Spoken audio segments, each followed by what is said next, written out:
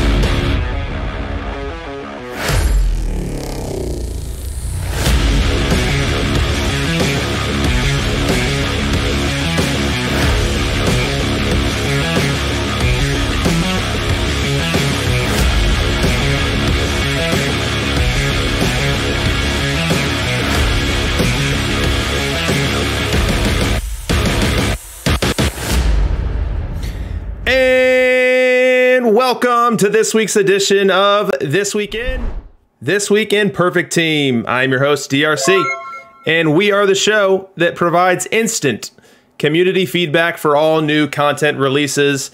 And I love the content release that Chris just dropped on us now, and I'm excited to be able to talk about it.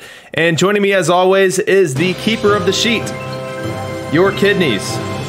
Thanks for the sub, Tucker. Welcome. How you doing tonight, Kidneys? I'm doing great. I'm excited. Awesome. We've got a big raid of people in the chat. If this is your first time joining us, make sure you join us every week.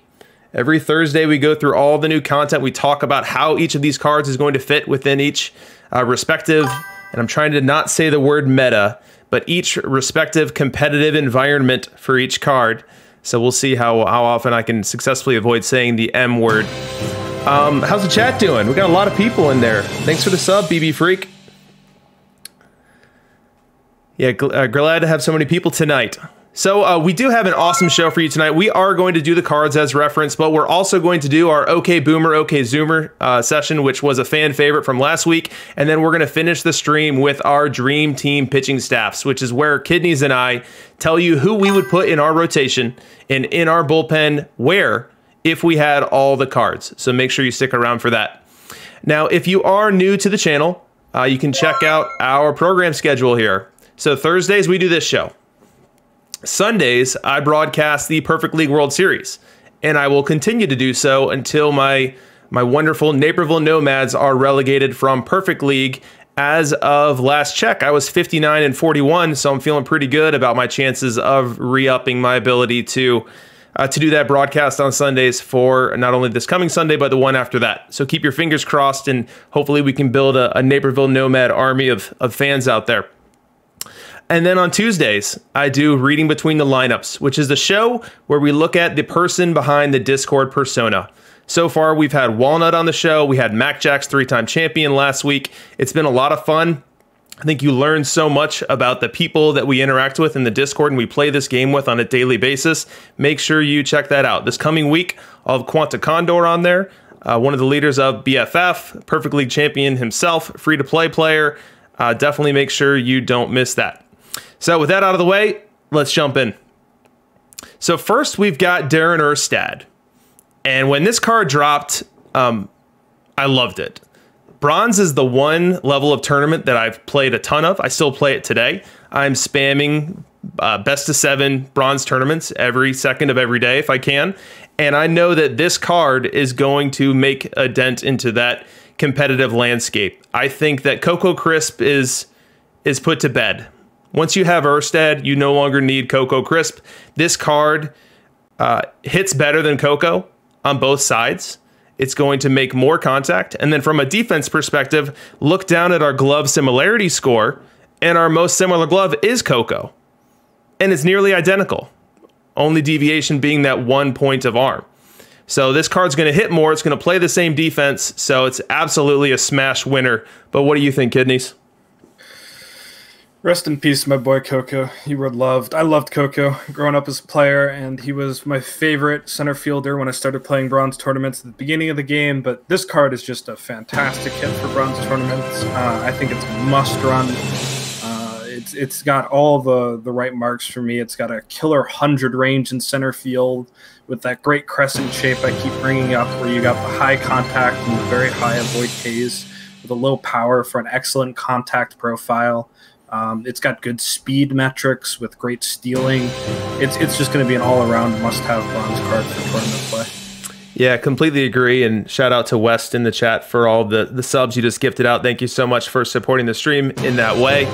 Let's move on and see who we have next. So we've got none other than Mark Grace. And as my Discord icon and my stream icon tells you, I am a Cubs fan. And I was calling for this card last week, saying, where was Mark Grace? Because I remember being a 6-year-old kid and watching Mark Grace decimate the entire San Francisco Giant pitching staff in that 1989 NLCS. So I'm so excited that this card is in the game. That VR profile with the high contact, the high avoid Ks, a very strong eye. You know, I think this card can really give a run for the money, the current cards that are sitting in that DH VR position and potentially even the first based VR position. So I think this is absolutely something that a card that silver tournament enthusiasts are going to want to get their hands on. No slouch with the base running. My one complaint here has to do with the defense. I watched Mark Grace my entire childhood. He was an incredible glove. He spent most of his career digging out horrific throws from Sean Dunston coming from shortstop. He was, and again, I was a kid. Maybe I didn't know what I was watching, but he was, for my money, a Gold Glove first baseman the vast majority of his career. I was getting ready to go all Chaos Demon about this rating, and then I slid over to Baseball Reference and saw that his D-WAR was actually negative for his career, and his D-WAR was negative in this particular season. So I put away that army for the time being. But when you look at this card, what do you see?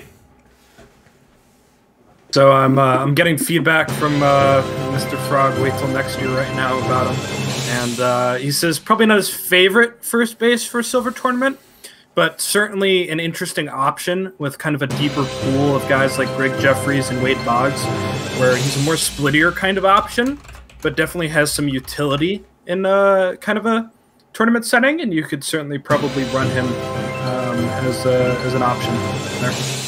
Absolutely. And I will further disclose that I may or may not have had this card as my most prized possession as a kid.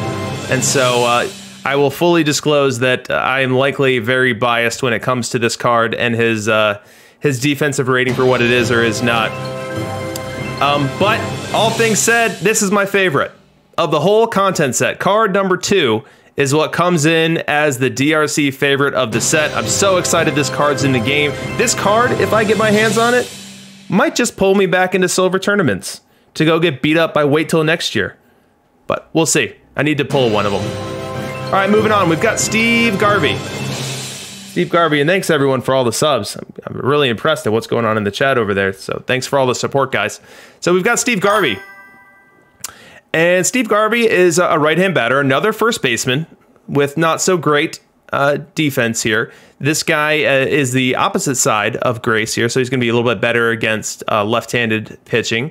The defense, not something to scream about here, but when you look at this card, how competitive do you think Garvey is here, and how much of an asset do silver tourney enthusiasts seem to be with this one? So looking at Steve Garvey, probably more of a like a DH type option here. I mean, he's certainly got a very nice first base DH type left-handed bat. So the question is whether you want to upset somebody like Hal Chase for a very similar bat. And I don't know if that's going to be your answer or not, because Hal Chase has a little bit more contact for a little bit less power.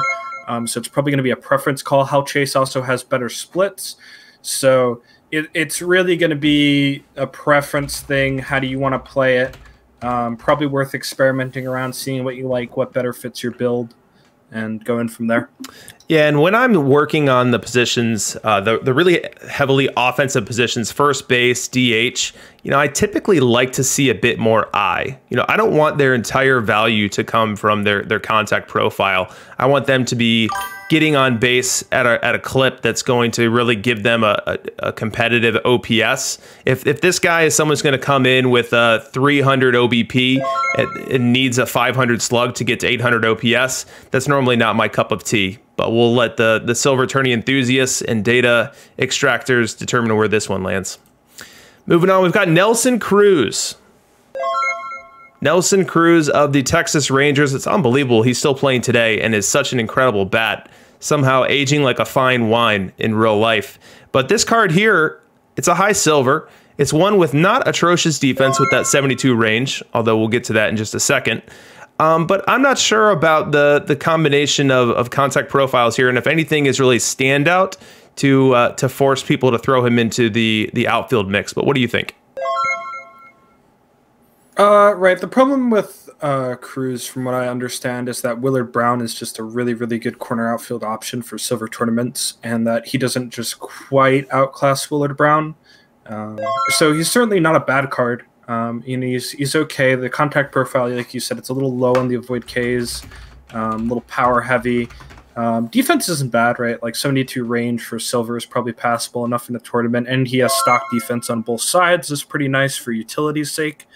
But and he's got great speed metrics. I know, surprising enough for Nelson Cruz, but hey, I mean, like you said, much respect to the guy who's been playing the game for a very long time at the highest level, doing a great job. So not a bad card. You could certainly play him in the silver tournament, but Willard Brown is also just a really great option. So yeah, this really brings me to my second bone to pick with this card here, and that's just that range number.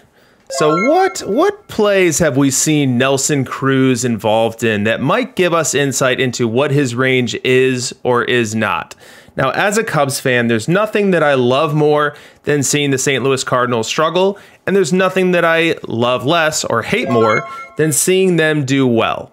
And wasn't there a particular play in Game 6 of the 2011 World Series, albeit 1 year off this card, that had he made this catch here, which he got within 24 inches, if he makes that catch, the Rangers win the World Series, the Cardinals don't, and all is right in the world. Because of this play, I am knocking the range 30 points. This should be a 42 range. Agree or disagree?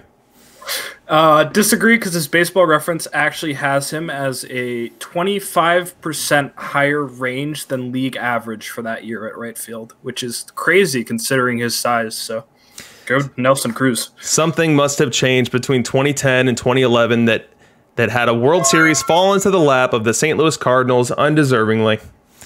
All right, enough of my sour grapes and moving on to David Ortiz. We've got an 80 rated card here, very heavy on the power, very light on the contact. A card much better versus right-hand pitching, and a card whose defense isn't going to impress you, although it is better than Mark Grace's. So I'm not sure what to make of this one. I would expect in gold tournaments that this contact profile is not something that's going to excite you, but let me know if I've got that wrong. No, pretty much nothing too special here. He's just a little bit low in the contact and avoid K to actually hit the ball to hit too many home runs, and then he's not like a defensive threat or a speed threat or anything. So nothing really too exciting here, which is a shame because 2004 David Ortiz is just such a legend in baseball to me. Says the Red Sox fan. Says the Red Sox fan, yes. I mean, what a legend, you know. Like, you heard those postseason numbers, absolutely surreal. Moving on, we've got Brad Lidge.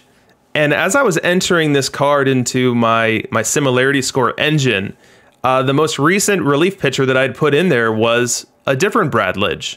So we're going from one Lidge to the next. This one obviously not super Brad Lidge or whatever term Chris used to describe it, but your gold Brad Lidge. And he brings a ton of stuff to the table. He even brings pretty good movement, but downright toxic control. And Chris even hit on this on the stream. So I'm not sure that this is playable, but what do you think? Yeah, I think Chris hit the nail on the head when he said probably, if he's being honest, too little control to play, and that's just really what it is. His walk per 9, you know, his walks per game is going to be off the charts, right? 50 control is not something you can really see play in this sort of a environment anymore. So even though he's got great stuff and great movement, he's just going to load the bases for you. So.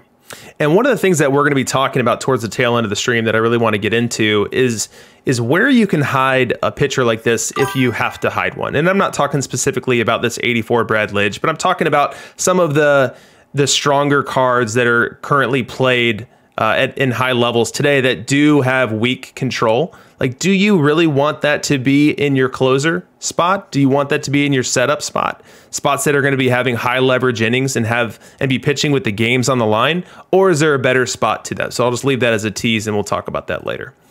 Next card's Hank Greenberg, 87, another power heavy card. This one brings a bit more contact here and is a little splittier.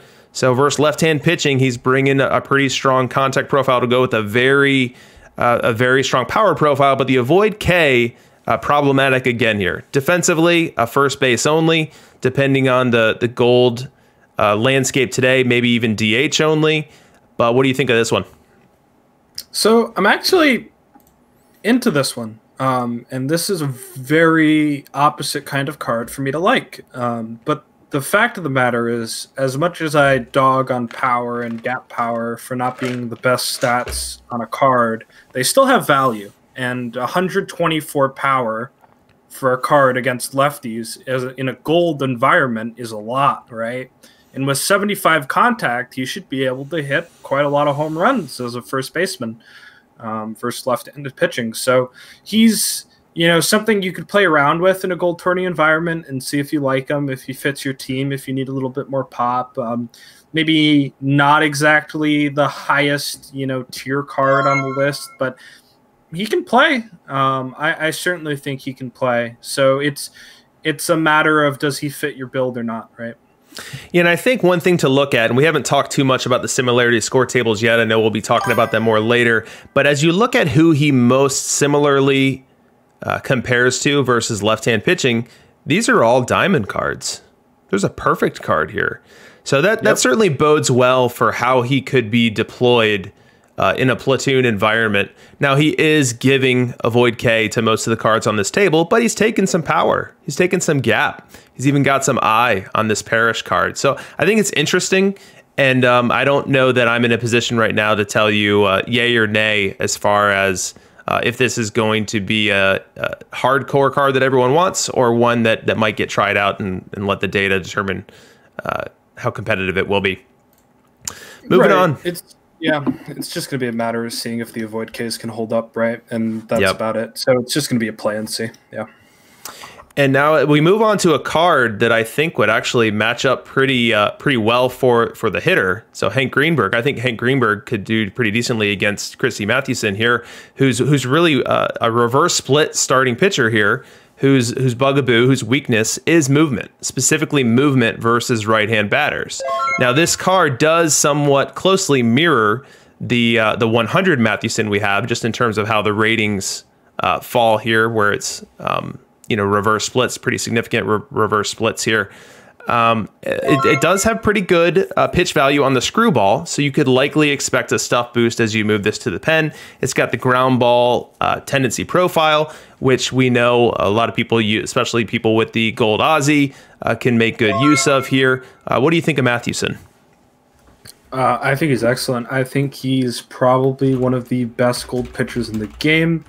I know one of our gold analysts, API, was super high on this card, thinks it might be the best gold pitcher in the game.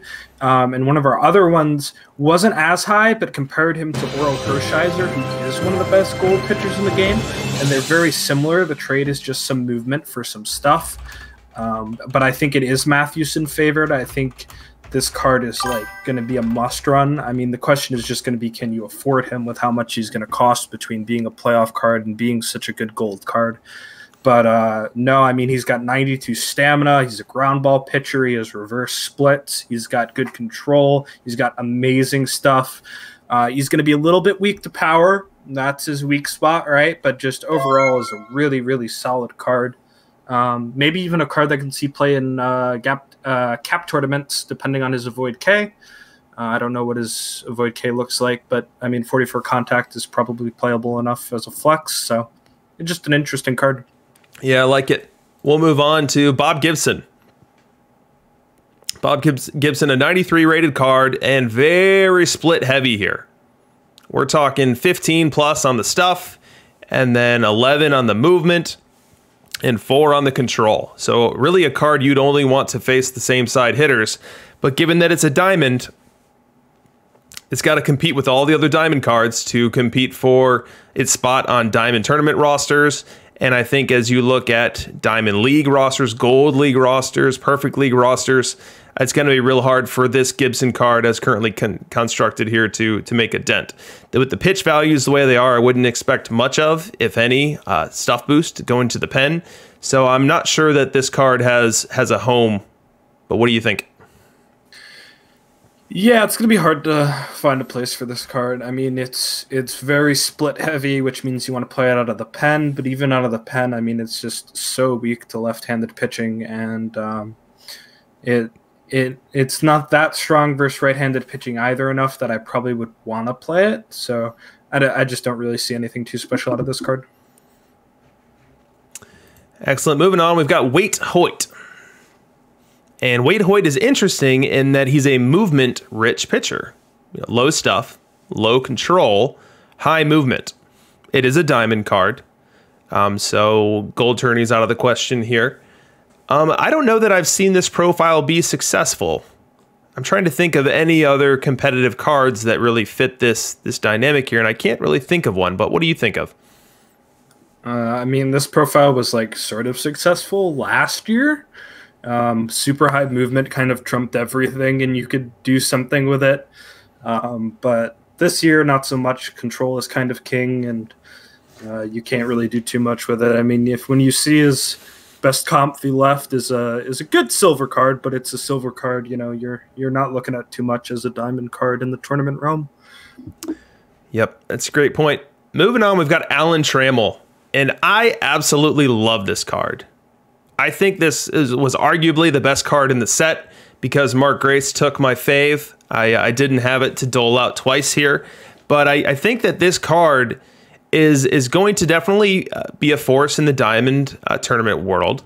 And I think that actually the first thought that came to mind was the new slots league format that West is out there running. It is very difficult to find middle infielders that are diamond grade. When you think about who all the middle infielders are right now, your Huey Jennings, your Ernie Banks, your Ozzie Smith, all of these guys are perfect cards. So if you're doing a slots league and you need to, yes, you get some perfect cards, but you also have a lot of diamond cards to deploy, this could be a great fit to allow you to use a perfect card somewhere else. So what do you think of that concept with this card here? It's solid. I was talking with you when this card came out, and the BAPIP on it's solid. It's a 66 left-handed, so it's good enough to hit, right? So the card has a good profile versus left-handed pitching, relatively. The issue with this card is it has to be platooned, right? Pretty much. But with middle infield, my problem is it's one of the last spots I want to platoon, because I'm already investing so much into the defense in middle infield, right? And so I don't know that I want to commit a spot in my lineup to platoon this card. So outside of playing something like slots, I don't know that, I want to play this card and Pop Lloyd in my lineup. Now, it is a great partner with Pop Lloyd, and our Diamond Tourney expert, Doc, has already said this card will absolutely be meta with Pop Lloyd. I don't see how it could not be, right? You play this card and you play Pop Lloyd up your middle infield, right? But, yeah, I don't know. That's the issue with it, right, is do you want to commit a platoon spot? But it's a great card, and it'll certainly see highest level play, I think. So. Yeah, and I would counter your argument about not platooning middle infielders. The way that I like to do it is to have 4 good fielding players between the 3 skill positions in the infield: third base, shortstop, second base. And 2 of them you're going to play every day. So let's call it Jackie and Hornsby. And then 2 of them you're going to platoon with the one who's not playing on the day on the certain starting day for that game. You're going to have that person back up all 3 spots. So for example, your Pop Lloyd could be your starter at short, and then you have Jackie at third and Hornsby at second, and then Trammell would be backing up all of them. And then once you flip it around and face a left-hand starting pitcher, then Trammell's your starter, and then Pop's backing everyone up. So given that middle infielders get tired at a rate faster than first basemen or faster than corner outfielders, you are going to need those players. And so when those players do get tired, I want to always make sure that who's coming in behind them is going to be able to pick up their glove and not leave anything to be desired. And Trammell's going to be able to do that. His defense here, while short of kind of the gold standard for, and I almost said meta again, but short of the gold standard for someone at a very high level league, which would give you that 100 range, near the 100 arm and turn double play, it's not a far cry from it. So while I don't see Trammell immediately coming in and necessarily popping off all of these new face of the franchise cards or popping off like an Ozzy in terms of his fit, I think that in a slots format, a diamond tourney, or even if you're just working your way up and you happen upon this card, like it's going to have some really good staying power in your lineup. I think those are excellent points. My only issue with that is if I'm going to have a flex player for my infield, a lot of the time I'd rather that flex player be somebody that can hit right-handed pitching because of the prevalence of right-handed pitching. And that sometimes leaves me a little bit less versatile and cuts out a platoon out of my lineup. But that's why, like, when we made our dream lineups, for example, I was running Luke Appling, and I know you picked Luke Appling as well, probably for that similar reason, right? And that's probably where my counter comes in, is just that this card's so weak versus right. But all excellent points by you, and like I said, it'll certainly see play. It just does have some weak points, right? And also, it passes the George Wright defensive mark by +1 range, so I think it's plenty good defensively.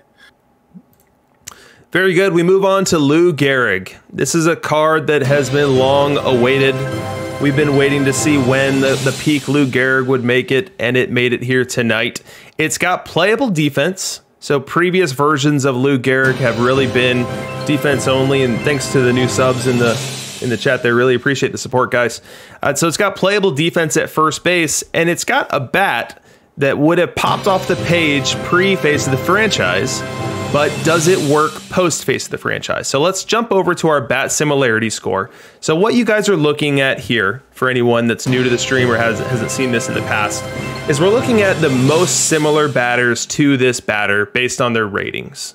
And what I typically do, especially for a bat that looks like it's going to platoon a bit, is I will look at their offhand. So he's left-handed batting. And so I'm going to look at his offhand. I'm going to look at how he does versus right-hand batters. And I'm going to use the comps in that table as my best approximation for what I can expect as I platoon this hitter. And so what's a little interesting here is that 3 of the 5 comps, or closest comps, are right-handed batters, which immediately make it somewhat of a suspect comparison here. But looking at the lefties, you basically have Helton with a worse contact profile but more power and eye, or Griffey with a ton more eye.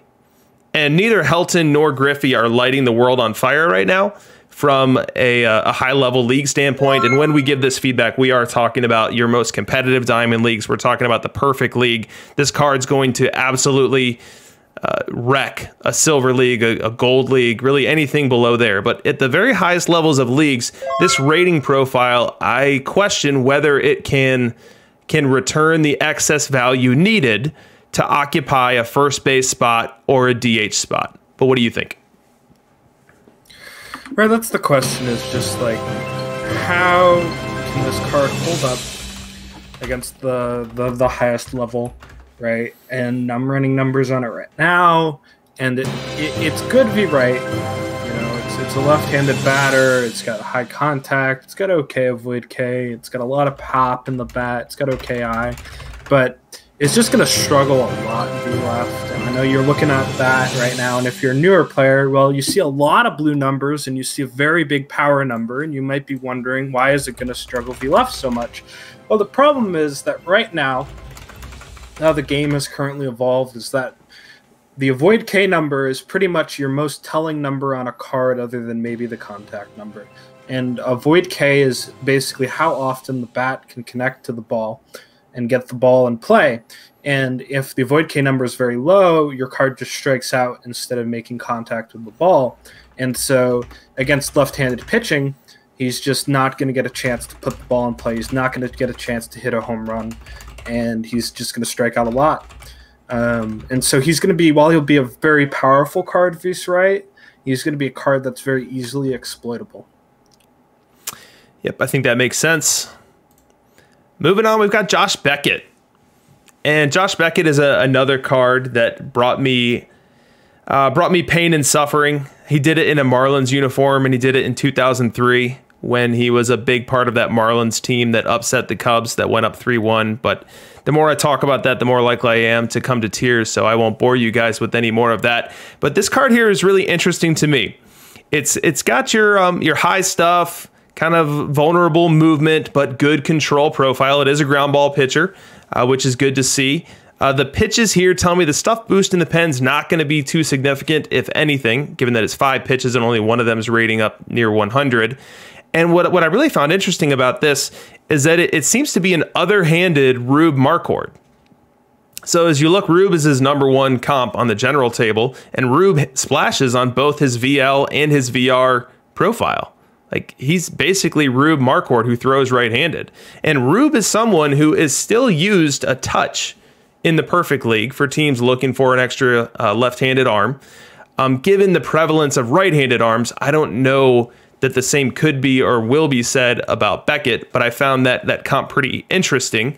Now, Rube's numbers, and again, it's hard to do this because Rube versus righties is going to be a lot different than Beckett versus righties because of how the backup card ratings are for the hitter. A right-handed hitter is going to be better versus a lefty than he is versus a righty, so Beckett VR is naturally going to get a bump, and then Beckett VL is naturally going to get a bump in the other direction. So I think this is a cool card for sure. A card that I think likely dents the Diamond tournament scene. But at the very highest level, I don't know if we're going to see a ton of Josh Beckett being rushed out there as people complete these missions. But what do you think?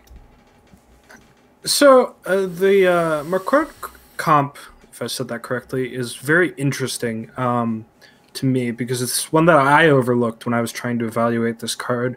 And the fact that this is a right-handed version of that, and on top of that, it's a ground ball version of that card.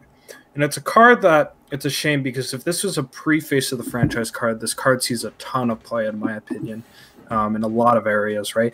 I think certainly this is like an excellent Diamond tournament option, probably. I don't think there's a question about that. But, you know, could this card be played at the highest level? The problem is we just have so many right-handed pitchers right now. And probably the reason Marquardt is being played is because we don't have as many left-handed options and people are just need to pull one out of their reserves to fill in a slot really quick, right? So I don't really see this being played in Perfect League. You could certainly play him in Diamond League, probably with okay success. I really think it's an okay card, but he's probably just below what you need out of a card in Perfect League. I would agree, and I think you hit the nail on the head there. There's just so many right-handed pitching options that you would never come around to Beckett being part of your base. However, if you've got Beckett on your reserves and your pen gets taxed, or you've been over-pseudoing that has really increased the burden on your arms, and you've got a bunch of pitchers tired, I think Beckett would be lovely to pull off the reserves and get in there and be a pen arm, maybe give you an open. So definitely something that has utility. And that's something that can be said about pitchers that really can't be said about hitters. Like with hitters, you're kind of locked into the ones you have there, and maybe you sub them out when they're struggling. Maybe you ride them all season. But with pitching, given the nature of pitcher stamina and pitcher fatigue, there's almost always an opportunity to get some fresh arms in there, and having another fresh arm that can withstand and not be destroyed by the hitters at the highest level is an asset to be had. And this card is actually Kidney's favorite. So Kidneys, why don't you tell us why this is the single card you picked from the set and why this one is your favorite? I mean, it's just like I picked Manny Ramirez last week. It's another Red Sox championship winning card. I mean, Josh Beckett, you love him or you hate him. There's no in between. He's a player that played with a lot of attitude. And for me personally, I love seeing some more personality in baseball. I love the Trevor Bauers and the Curt Schillings because, you know, you really, you know, the dynamic it adds to the game and, you know, just having some fun out there. So he was a player that played with his heart on his sleeve, and he was just a joy to watch. I got the pleasure of watching him pitch a game, and it was just a blast. So, all right, moving on. We've got Reggie, Mr. October. This is an A's version of Reggie, and it's a hitter. It's a hitter first and foremost. The defense at 77 range, not horrible, but certainly behind what we see with most defensive cards now. Really where this card stumbles and maybe is just irreparably unusable is that avoid K. Your contact is strong, your eye is strong, your power is strong, gap's good, but avoid K, even versus the optimal side, right-hand pitching, is just really problematic here. And I think you see that as you look at the similarity scores. The one that really sticks out the most to me is number 5, Babe Ruth on the versus righty table. That's the Babe Ruth 1923, which was a competitive card for a good 6 to 8 weeks, and then Face of the Franchise slowly whittled it away to the point where it's not used anymore. This card is basically Babe Ruth, worse across the board. Lower contact, lower avoid K, lower power, lower I, significantly lower I. And so if that Babe card can't play anymore, with pretty similar outfield defense and somewhat similar base running profile, I don't think this Reggie's going to play. Yeah, that's you hit the nail on the head, right? It's worse than Babe v right, but then it has the V left of like a mid diamond high gold if you look at the similarity score, right? And it's, you know, Babe is hitting, you know, he's got a perfect league. That's probably a very small sample size, but around a 700 OPS is, you know, it's not what you want to look at for out of a non-defensive kind of power hitter role. So probably not going to play. Just nothing too special out of this card. I mean, if you're getting this card, you're getting him to get to the next card, right? Yeah, and one thing to keep in mind, as you absorb defensive risk, you need to receive offensive reward. So, like, could you stomach throwing this card out there if it was the single best hitter in the game? Yeah. You know, I see people throw Ty Cobb out in left field. I've seen people run Gwynn in center.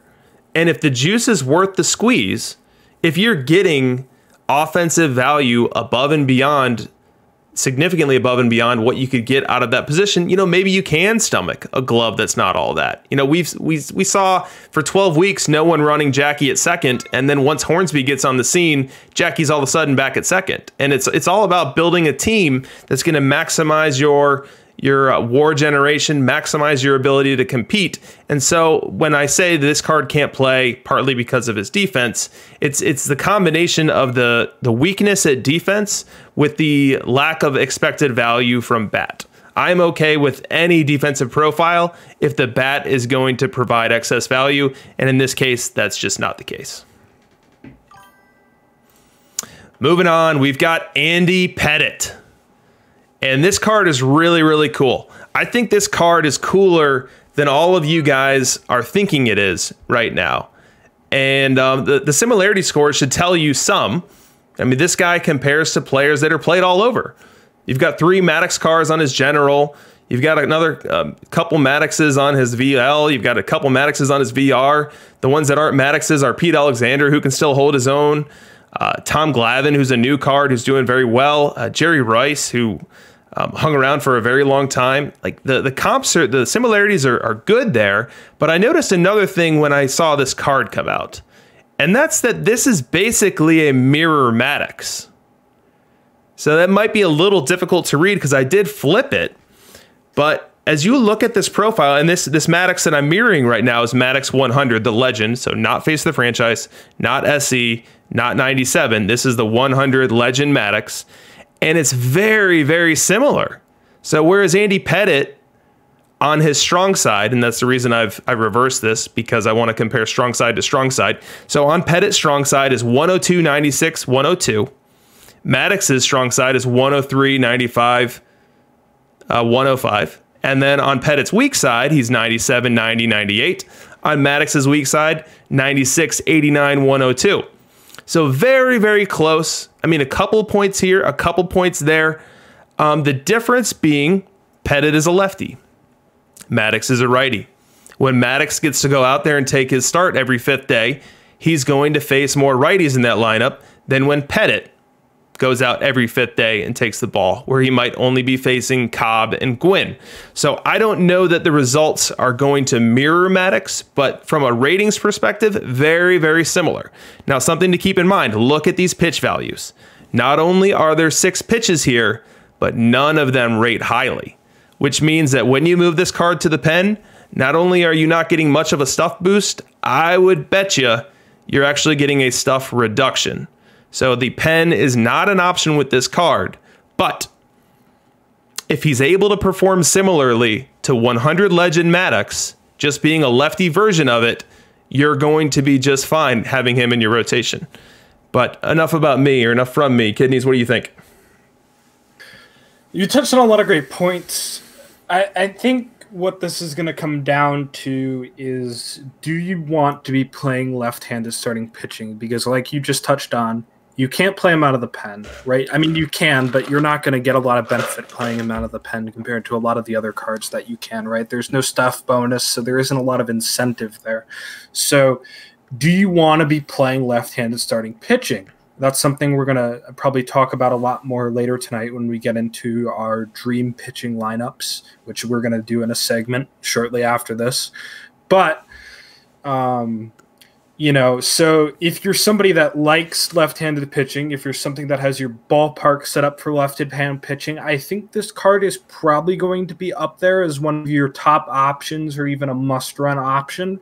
The issue is that the right choice? Because there are so many good right-handed pitchers, and all of our, or the vast majority of our top bats right now are going to punish left-handed pitchers, right? And so that's the question, is can this card hold up to Maddox just being a mirror of those stats, right? And I do play in a lefty cheese park. So I max out my lefty average, I max out my lefty homers, I min out my righties, and then I min out entirely my extra base hits. And I think this card would be a godsend for my team. I would put him in my rotation. I would try to start him at home, preferably, versus facing road parks, which might not be as friendly to him. But I have no doubt that he would thrive in that environment. And so this is a card that might actually get me back into ripping. I've been sitting on my packs for quite some time, and knowing this card is out there, knowing that I could get my hands on it if I get lucky enough with my pulls and maybe spend a little money in the auction house to close in the gaps, you know, this card really has me interested. So I think, and we've talked about this on past streams, like we have grown so accustomed to being wowed by crazy stuff that we forget just how important control is and just how important movement is. And Pettitte really excels across the board as a 90-90-90 guy from every direction. So I'm excited to see this card play. I'm dying to get this card into Perfect League so that we can start getting some data on it to see if it does mirror that Greg Maddux 100 card in terms of production. I would expect, if I had to bet right now, that it's going to be somewhat short of that, but I still think it's going to be extremely playable and going to be deployable as a left-handed starter in most environments and really thrive in a stadium like my own home. All right, so that's the set. That is all the cards. And I've got my favorite denoted here, the Mark Grace one. I don't have your favorite icon here, but we know it was the Josh Beckett 97 special edition card. What'd the chat think of the set? Did you guys like it tonight?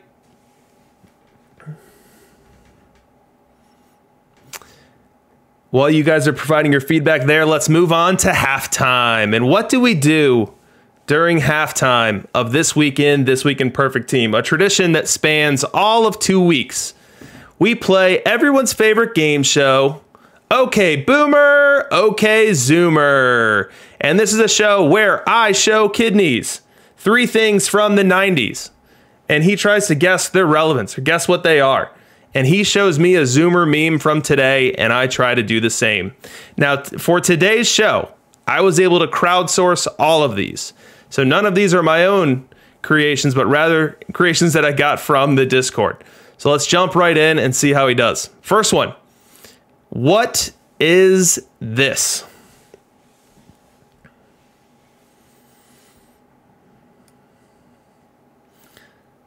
What is the relevance of it? What's it from? What's its name?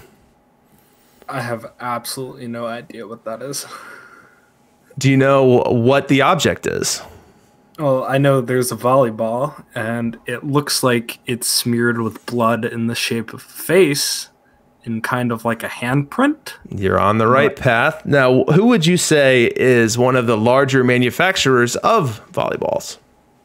Wilson? Wilson! We're going to give you partial credit there. Now, this is from the movie Castaway, where Tom Hanks was stranded for years on a deserted island, waiting rescue, and he befriended this volleyball, which was part of the stuff that washed up on the shore. And it was really the only person that he could talk to in the entire movie because there were no other characters. And he kind of ended up deranged, a little crazy, and I think most people from the 90s remember Wilson the volleyball. All right, good effort there. Moving on next, we've got this guy. Who is this guy? Who is this guy? What's his relevance? Not looking at chat. I don't actually know. He has very white teeth, and it looks like he's wearing some sort of jersey. Fantastic teeth. Now, what sport has a jersey like that? Looks like hockey? On the right path. Kidneys is heating up. I don't know any like hockey movies from the 90s. Or players from the 90s. I know nothing about hockey. Absolutely nothing. All right. Well, this is Wayne Gretzky, the great one. Most people consider him to be the greatest hockey player of all time. Okay, I know who Wayne Gretzky is. I don't know his face, but how has he been a hockey player for that long and he has that many teeth still? That's what I want to know. Oh, they're probably all fake. Probably. Last one for you. What is this? Whose car is this? Oh, I know this. I almost posted a meme with this in it. This is O.J. Simpson's Bronco, right? Correct. Well done. We're going to give you 1.5 out of 3. Very well done, Mr. Zoomer. Now it is my turn to decode whatever meme you have waiting for me on the other side of this click. Okay. So we've got a ton of lightsabers that appear to be held up by a Star Wars character. Oh gosh, I have no idea. This is like every Zoomer meme ever. You can stare at it all day. It's basically like a piece of art in the museum where you can stare at it all day and never make any meaning of it. Okay. I got nothing. Explain it to us all. Okay, so this is going to be some deep lore here. So this meme has about 250,000 likes on Reddit. It is a meme where this person started adding one lightsaber to General Grievous every day for 66 days for the famous Execute Order 66 in Star Wars. And that is about it. It blew up, and every day he just kept getting more and more likes until it climaxed at this. This was the pinnacle. So you can see there's some random objects in there. There's like a toothbrush. There's like a Remington shotgun in there, depending on like days of world history and certain things like that. But yeah, that's about it. Wow. And you did offer a bonus alternate version of this. Not that it was going to help me. Why would this meme be sausaged? I believe it was a World Sausage Day, and so somebody sausagified the meme. All right. Well, I think we give this one to you as well. 2 weeks in a row, 1.5 to 0 for the Zoomer. And that concludes this week's OK Boomer, OK Zoomer as I wallow in my defeat. All right. Let's segment on. Let's move on to our perfect teams in perfect teams. So last week, we went through our lineups. We went through VR. We went through VL. We defended them. I've actually got a change to make to mine the next time we get to them. But that was that. And this week we are doing pitching staff. So what are the rules? You have all the cards. So for this example, you've got every card in the game. You can deploy them as you see fit. You play in a neutral home park. So we're not building stabs for parks that are super cheesy, super to one side or the other, playing with extra base hits at all, playing with homers, average, nothing. And then lastly, you are actually trying to win. You're not doing some kind of free Dave Brown theme team. Theme team. Guaranteed to get you relegated from the league that you're in. So let's jump in. DRC and kidneys. First, we'll start with rotations. We've got mine on the left and yours on the right. So I went Pedro, Cy Young, Maddox, Johnson, Spawn. Maddox, Johnson, and Spawn. And really, as I was doing this exercise, the constraints really bugged me because I never play in neutral parks and I've never had to build a rotation for one. So it almost took me out of my comfort zone. I'm always looking for an advantage in how I'm deploying my starting pitching and how I'm matching up the pitcher for the park. So just saying these are the 5 guys I'm going to run out there felt very offensive to me because that's not how I play the game. But I understand the spirit of the exercise and why we're doing it. Now, in terms of why we ordered them this way, I really have them tiered. So Pedro is kind of in a tier unto himself. Pedro is the only pitcher on here that I feel truly comfortable throwing out against any lineup. Someone wants to throw 9 lefties at me, fine. Pedro's going to still win that more often than me messing around with it. So Pedro's kind of a lock and load. Now that example I just gave is a bit of an exaggeration. If I saw the 9 lefties, I'd probably run a pseudo and open up to a left-handed pitcher. But Pedro is more or less my lock and load guy. And the rest of these I try to protect. Now, I don't own a Cy Young. There only 3 people do, I believe. But you know, his numbers suggest he's performing pretty similarly to the Greg Maddux face of the franchise. Both of them are a step above the Walter Johnson and the Warren Spahn. Now with Maddux, I'm trying to avoid high BABIP parks. I'm trying to avoid high extra base hit parks. Now with Johnson, I'm trying to avoid overly platoony lineups. And the same can be said for Spahn. So the deployment strategies certainly go outside the spirit of this exercise, but I would encourage people to really only think of Pedro as a lock and load guy, and the rest of the guys to really be cognizant of how you're getting them into a lineup and putting them in a position to be successful. As we look over at your rotation, you've got the same 5 guys, but a slightly different order. Walk us through what you were thinking. When I run, so I've come to like running 4 right-handed pitchers, 1 left-handed pitcher with the left-handed pitcher in the 4 slot, and that's basically what I stuck to, and that was my reasoning behind it. And so the reason I do that is because I'm lazy and I don't micro my team. And so if you're like me and you maybe, let's say, you don't have time to watch your team and play matchups, right? The reason I do this is because you want to put your team on always start highest rested. And what that will do for you is it will always play the top pitcher on your list of 5 if he has 100% stamina to play, right? So if you get a break day or whatever, a lot of the times that 5th pitcher gets skipped. So the reason why I have the left-handed pitcher 4th instead of 5th is so that he still gets chances to pitch. And if I play a series against somebody, I'm still going to be throwing 1 left-handed pitcher in there to rotate through and, you know, play through the alternate lineup and give myself a chance to mix things up a bit, even when I'm, you know, not paying attention to my team. But I'm still going to be playing my Pedro and my Cy Young more often than I am my Walter Johnson. Now, did you give consideration to putting Walter in the pen? His reliever numbers in my data have always been so strong.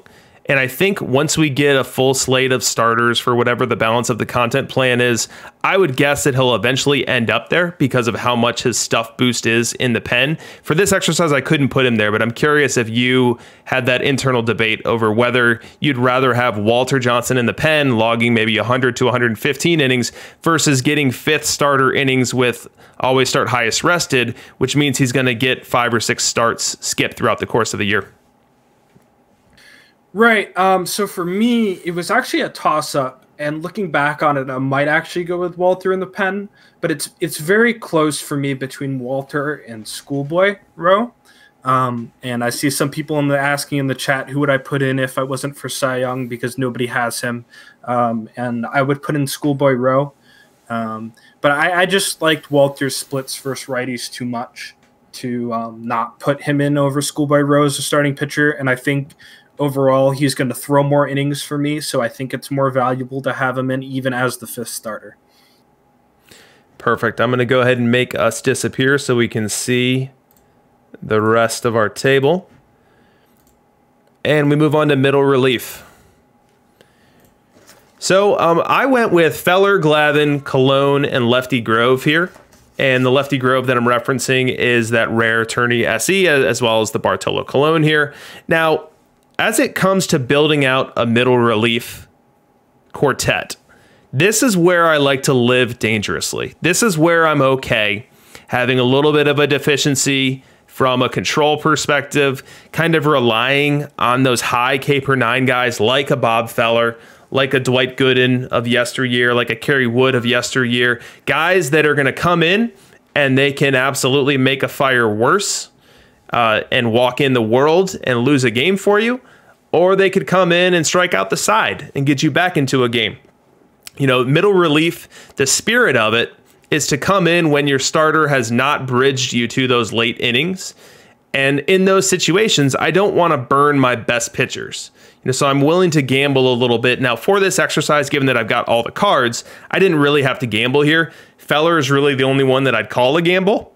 And that gamble is born out of the fact that he does have that questionable control. The rest of these guys are all great here. But in a more realistic world, when I don't have all the cards, this is where you're going to see me having a Bob Feller or the lefty reliever that I'm failing to remember that we dropped a couple weeks back. Hal Newhouser, I believe it was. This is where I play with fire a little bit because the cost of the blowups is less. You know, if they're into a game to begin with, maybe it's a game you weren't going to win anyway. Maybe your starter went 5 and got blown up. You know, maybe your starter went 2 and got blown up. You know, maybe you're just not all that competitive in a game. So this is where, if you have to have arms you don't fully believe in, this is where I put them. Now, the arms that are here, Glavine, I love him even more in the pen because he does get a boost there, and he's just lethal versus left-handed batters. And when he's in the pen, he's going to face them more frequently. Same can be said for Bartolo Colon. So all these arms are absolutely going to be great. Many of them could be great within your own starting rotation as well. So I feel very strong about this quartet of arms. Walk us through yours. So the reason why I went with 3 left-handed arms, which might be a little odd to some people, is because I went with 4 right-handed starting pitchers. And so I like to have some diversity overall throughout my pitching rotation anyway. So what I do is, after the right-handed pitcher is going in, my opponent most likely is going to have left-handed batters in their lineup. So to counter that, I bring left-handed middle relievers who come in after my right-handed pitchers, and they will fight the left-handed batters, and they will have good advantages, good matchups. I brought Clone because I think he's the best right-handed middle reliever who's not going to be my setup guys or my closer. And for that, you know, I just brought, you know, Price, Noodles, and Randy, I think are the strongest high stuff guys. I really like actually high stuff guys right now in the meta out of the middle relief slot and out of actually all the bullpen. I just think it really fits how people are trying to build their teams, and you can try and avoid getting to those BAPIP scenarios. It's really good for certain teams. Very good. Moving on, let's check out who we tabbed as our setup guys. So I did just pull a Jedi mind trick on you guys here as I'm looking at multiple versions of this PowerPoint. So David Price, I actually intended to have in middle relief, and again, he fits that mold of being slightly more dangerous. You know, when he faces right-hand batters, he's a little bit more vulnerable. He's a little bit more likely to walk himself into trouble. So I actually, in my final rendition of this, I moved Glavine to that setup role, put Price in the middle relief. And what I'm looking for out of that setup role is really stability. I'm looking for control, and I'm looking for availability. And so that Fingers is actually a 99, not a 100. But I love the fact that these guys carry near 100 control, so that when we've got a game in the 8th inning and we're nursing that 1-run lead, I'm only getting beat by someone putting the bat on the ball. I'm only getting beat when they're able to find grass or find the seats through my excellent defense that I've crafted on the lineup side. And I really prefer that, and I prefer that volatility being left to middle relief. And so that's why I went with Fingers and Glavine. You went with Feller and Gagne on the other hand. Walk us through that. So I went for a much more explosive approach out of my setup guys, and I kind of have the reverse approach mindset than you do. If I would rather go with high explosive guys, I would rather go with guys that are limited to only show up for 1 or 2 innings, and people that are, while they're not necessarily going to, you know, only come out for, you know, they're not going to be on the board for a long stretch of time, and so their volatility is going to be limited. And, you know, they can just have the potential to just strike out an inning and get me out of a tight spot that way. And while that might seem a little risky, it just has the potential to pay off in huge scenarios. So I can bring them into a tight game and I can win more that way. And I think it might just be a stylistic thing or a choice thing. Like when I look at a box score after a sim, and of course I want to win every sim, and of course whenever the sim refreshes and it's red in the top left corner instead of green, I grimace and I click on box score and I say, what the heck happened? What went wrong? And I go down and I see that 8th inning with Bob Feller, and I look at the game log, and he walked his first 2 batters, both right-handed, which brought up a left-handed batter, which he then parked it into the seats. And I just shake my fist and I just can't handle it. And I say, okay, never again. You know, I'm not going to let that style of defeat. I'm not going to let control issues cost me games. And maybe that's looking at it the wrong way, but I just have a visceral response when my late inning guys get beaten with the base on balls instead of getting beaten on the ball in play. And so that's why I stylistically, if I had all the cards, would roll out very high control to make sure that someone has to earn it. And I'm not walking Pop Lloyd in a crucial inning, and I'm not walking Cal Ripken in an RVR matchup. But people are going to have to hit the ball, and they're going to have to overcome their terrible splits. Because keep in mind, these relief pitchers are facing same-side hitters more frequently than starters. So I want someone to have to fight through a horrible RVR matchup with their bat on ball instead of being able to avoid it entirely because of my pitcher's control rating. But I can see the argument that you presented as well. Moving on, we've got closers, and no drama here. We've both got Trevor Hoffman. And so what I look for in a closer is I want someone who is as close to split proof as possible. If I'm tapping someone for every close 9th inning to come in and finish out a game, I cannot afford that someone to be deficient versus one side of the plate, because that 9th inning is often going to feature both-handedness of batter. And so I want someone who's going to come in and be really good against their same side hitter and get that boost by the batter back of the card and not get destroyed when they face a lefty. And that's Trevor Hoffman. So for me, this was not a hard decision. This was something that it was actually the first name that I put in my lineup card. I put Hoffman at closer. Now, at the end of this playoff series, maybe we get a Mariano Rivera. That changes my mind on that. But right now, it's Hoffman, and I don't think anyone else is close. Yeah, I agree. I mean, he just has the perfect mix of control stuff. He's got good movement. Like, he just has everything you want out of a pitcher right now coming out of the end game. I mean, his numbers are just so high. I don't think it's really a competition between him and anyone else who you want at the end of your lineup right now when the game's on the line. Yeah, he's incredible. The stats he's been putting out in Perfect League have matched what, you know, his high ratings, and he's just really out of this world compared to the rest of the competition. So let's interrogate this list for a second. First question actually comes from the chat saying, guys, where's Tom Seaver?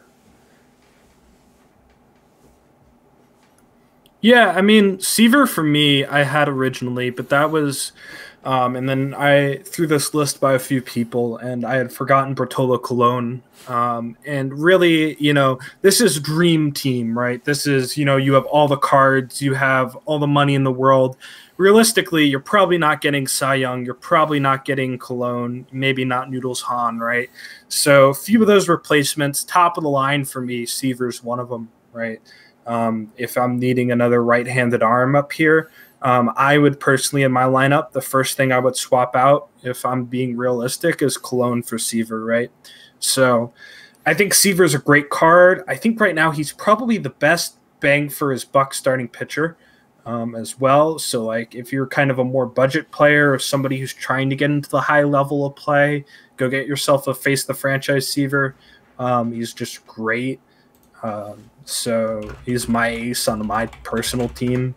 So I think he's fantastic, but just short for me. Yep, and there's more feedback in the chat saying no noodles for DRC is bold, and this is something, and I will unabashedly share that this is a weakness in my process. So my process for team building starts with observed statistics, and as much as I believe in and put weight in what Kidney says every Thursday about how good cards are not, I don't just blindly trust that. So Noodles Han, the new Tournament SE, might just be the greatest thing since sliced bread, but I've got no data supporting that right now. What little data I had said that he wasn't all that. So we're going to need a bigger sample size. And for those very rare tourney SEs, we don't normally get a huge sample size. Like, I don't have a ton of Bartolo Colon data. What I do have is a small amount of Bartolo Colon data over the past 12 to 15 weeks, which I have used to make the decision that he belongs in my bullpen here. But I don't have nearly enough data on Noodles, and what little data I have was not favorable, so I did not include him in this exercise. Whereas someone who, instead of taking an observed statistics approach to this, takes a mathematical model regression approach, might be able to pop it in their model and say, okay, Noodles Han, definitely one of the best X left-handed pitchers. He's definitely going to be in my rotation. That's not how I team build, and that's not my approach, and I kind of live by that sword and die by that sword. Question for you then. Because if you didn't like observe, if you're going with the observed statistics, right? Why did you pick Lefty Grove? Because I had the impression that Lefty Grove had really bad observed statistics. No, not in my numbers. So I've got some good Lefty Grove numbers in the bullpen. So okay. I thought the ones I saw from Mac weren't good, but maybe I read them wrong. That's probably what it was. I was a little distracted when I was going through them. So, because Lefty Grove was like, for me, it was borderline. Lefty Grove or Randy Johnson was another one of those borderline decisions I was making, right? Yeah, I think reality is that there's going to be a lefty coming that's going to bump Randy off your list, and it's going to bump Lefty Grove off mine. And maybe we got it tonight with Pettitte. Maybe this bumps Walter Johnson to the pen, and it brings Pettitte into the rotation, and brings and that then bumps Lefty from the team. You know, that could be one way to do it. The handedness there needs to be tweaked to make sure we have the right balance that we're looking for. But I don't feel that great about Grove in my lineup, and I definitely don't feel great about Randy Johnson in yours.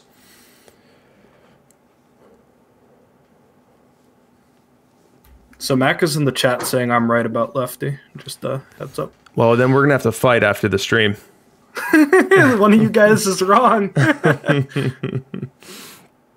All right. Now, the next question I wanted to ask you is, I gave you completely open freedom to set up this bullpen however you wanted. If you wanted to do 4 stoppers, you could have done 4 stoppers. If you wanted to do everyone middle relief and do secondary designation as the way you did it, you could have done that. So why did we both choose 4 middle relief, 2 setup, and a closer? So for me personally, there was a study one of our good friends did that basically said if a reliever pitches more than 1 inning, and subsequently the more innings he pitches, the worse he pitches. So for me, I have shifted off of stoppers because stoppers tend to go 2 innings. Or at least 1+, and I have actually gone back to set up a closer, a more traditional approach recently, and I've had better success with it. And it just seems to be the less they pitch, the better they pitch, actually. Yeah, and my story is not too different than yours. I shifted over to closer once Hoffman became an option because I didn't like any of my lefty choices for stopper. And when it comes to the bullpen, handedness is king. Price is absolutely money versus left-hand batters and really questionable versus right-hand batters. And the spirit of the stopper is for someone to come in and give you a multi-inning appearance to close out a game. Well, that multi-inning appearance only makes it that much more likely that he's going to run into hitters that can really hurt him. So that got me away from it. I mean, Hoffman being as good as he is and being deployable versus both sides was a big piece of that decision. But then just also not wanting my games to be in the hands of someone in some matchup that is really unfavorable was the tipping point as well.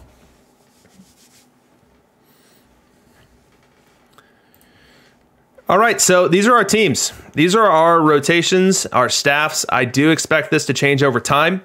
I anticipate on these Thursday shows, we will provide updates to you when we do change our stances on something, and when observed statistics or mathematical regressions, depending on if it's me or Kidneys, are pushing us in one direction or another. But this is it. And that is actually going to conclude the stream for us. So, yeah, let's get some cameras on. There's Kidneys, there's me. So first off, thanks for all the overwhelming support in the chat. Tonight was crazy. I felt like I was hearing sound effects more often than I wasn't. That's really overwhelming and really humbling. So thank you guys for that. I certainly hope you guys enjoyed the stream. For those of you that were new and new to the stream, hopefully what we provided was informative, entertaining, insightful, and something that you're going to want to make part of your normal schedule. If you are new, please do click the follow button, click the notification bell so that you'll be notified when we go live. And if you want to support the stream, the subscribe button is always there waiting for you. So Kidneys, any closing thoughts? Wait, and look who's joined the stream. It's Mrs. Kidneys. Hi, everyone. I taught this kid how to catch a ball in the outfield. Wow. Amazing. Well, thank you, Mrs. Kidneys.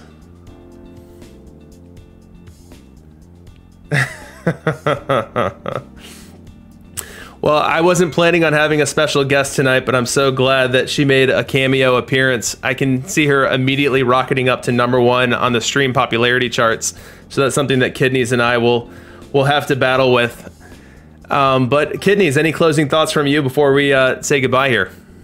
No, I had a great time. I love doing the pitching lineups. It went better than I thought. I don't know. Pitching is something I've never quite been able to get my handle on. I was way better with it last year when it was movement-based, and I could pick out who I liked and kind of cheese it more that way. But no, I had a good time. I really enjoyed this content set. I think there was a lot of good cards, a lot of really cool. I love having cool, lower, unique cards that fit into tournaments and stuff.